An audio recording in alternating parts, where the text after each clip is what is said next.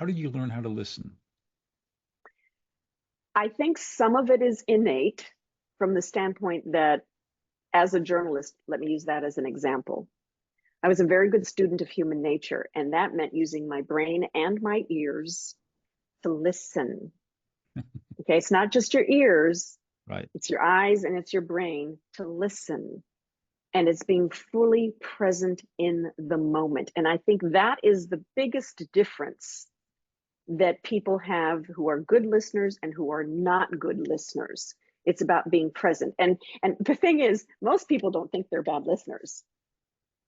Most people don't. Most people I'll have think to that tell you a they're story very about good. that. Yeah, you're right.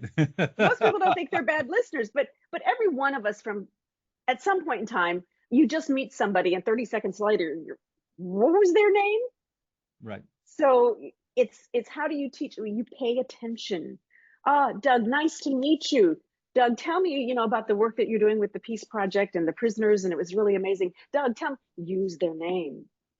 Okay, but it really comes down to just being so self-aware, and being an effective listener is engaging both your brain, your eyes, and your ears. It's all of that. And And that's where you start. how do you learn that?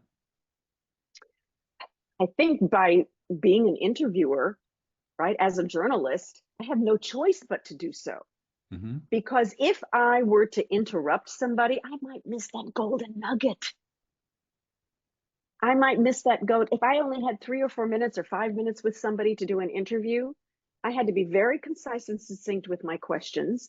I had to be very strategic about it, but I also had to just wait and listen and let them speak. And this is a little trick that I had. I'm embarrassed to say, but it works.